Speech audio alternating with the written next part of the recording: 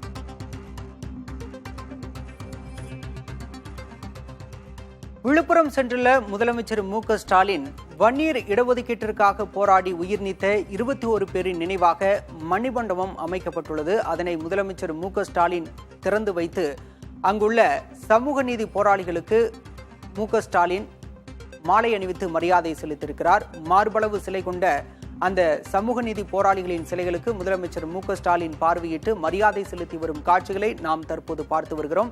முன்னதாக முன்னாள் அமைச்சர் ஏ கோவிந்தசாமியின் நினைவு அரங்கத்தை திறந்து வைத்தார்.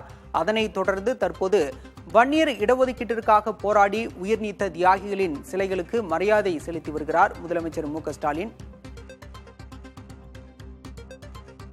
விவரங்களோடு செய்தியாளர் காமராஜர் இணைந்திருக்கிறார். காமராஜர், இந்த சமூக நீதி போராளிகளுக்காக அமைக்கப்பட்ட நினைவு அரங்கத்தின் சிறப்பு என்ன? விவரம்.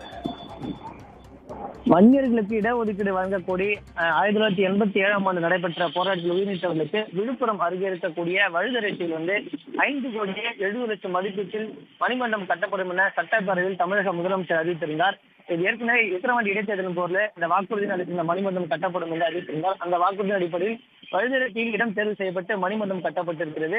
மார்பளவு சிலை, அதாவது 21 பேர்களுக்கும் மார்பளவு வெண்கல சிலை நிறுவப்பட்டிருப்பதை தமிழக முதலமைச்சர் ஸ்டாலின் நேரில் பார்வையிட்டு அதனை திறந்து வைத்தார். திறந்து வைத்த பின்பு அந்த சிலைகளுக்கு மலர் தூவி மரியாதை செலுத்திய அவர் குடும்பத்தினருக்கும் சால்வை அணிவித்து மரியாதை செலுத்தி வருகிறார்.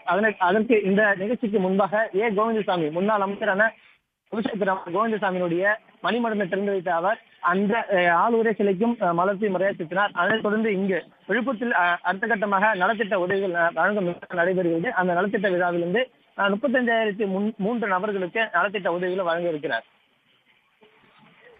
விழுப்புரத்தில் முன்னாள் அமைச்சர் ஏ கோவிந்தசாமியின் நினைவு அரங்கத்தை முதலமைச்சர் மு.க.ஸ்டாலின் திறந்து வைத்தார். முன்னாள் முதலமைச்சர் சி.என். அண்ணாதுரை மற்றும் மு. கருணாநிதி தலைமையிலான அமைச்சரவையில் இடம்பெற்றவர் கோவிந்தசாமி. அவரது நினைவு அரங்கத்தை முதலமைச்சர் மு.க.ஸ்டாலின் திறந்து வைத்தார். தொடர்ந்து வன்னியர் இடஒதுக்கீட்டிற்காக போராடி உயிர் நீத்த 21 சமூக நீதி ஆர்வலர்களுக்கான மணி மண்டபத்தையும் திறந்து வைத்திருக்கிறார். விவரங்களுக்கு நன்றி காமராஜ்.